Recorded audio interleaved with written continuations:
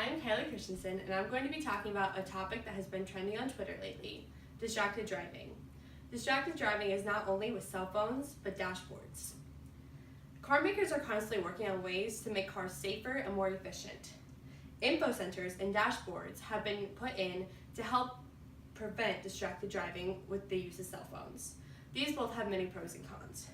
According to David Strayer, a professor of cognition and neural science at the University of Utah, who has written several studies on distracted driving, said, "You can't be looking at the screen and looking at the road at the same time."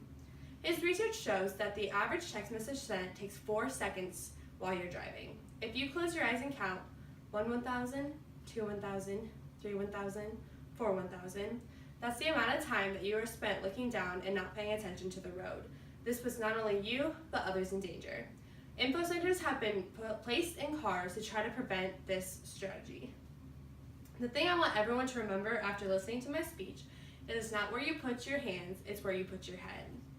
Distracted driving is an epidemic, especially by teens and young adults. According to a study by AAA, 51% of ages 16 through 19 and 45% of ages 20 to 24 said they've sent a text message while driving in the last month.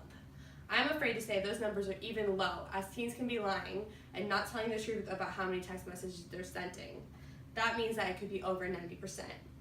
I read a study that was done by Guapa Burns, Boyd and Boyd in a journal article titled "Texting While Driving: An Ethical Investigations of Students' Behaviors and Attitudes." They spoke about researchers at the Virginia Tech Institution that did a study where participants were asked to perform specific testing tasks while both handheld and in-car devices were on a testing track. While testing both devices required high mental demand, they found that while not being on a phone, you had more time to look at the road. The article also pointed out that 3,000 people died each year from distracted driving. This isn't only from people who were driving, but innocent bystanders who were driving and did not have a safe person on the road.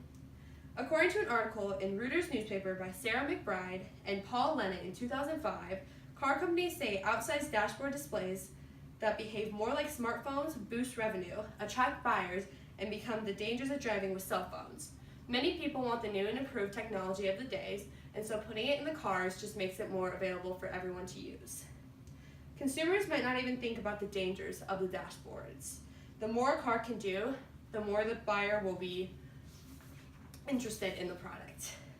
Another issue in the article is that there is little regulation on dashboard systems. That means that some cars have some things while other cars have other things, so no one knows what is actually safe and right to use. The National Highway Traffic Safety Administration has issued driver distraction guidelines for dashboard displays in moving cars. They advise against displays that include photographs or moving images. This is why in a lot of cars, they don't play videos that the kids can watch in the front seat. That's because it's very easy for the driver to get distracted. Researchers found that most dashboard systems could easily be made simply following clearly stated federal recommendations such as blocking out text messages, social media, GPS, and navigation while the car is moving. In conclusion, although electronic dashboards can be useful, using them while driving has become a distraction such as like texting that can cause dangerous hazards for everyone on the road.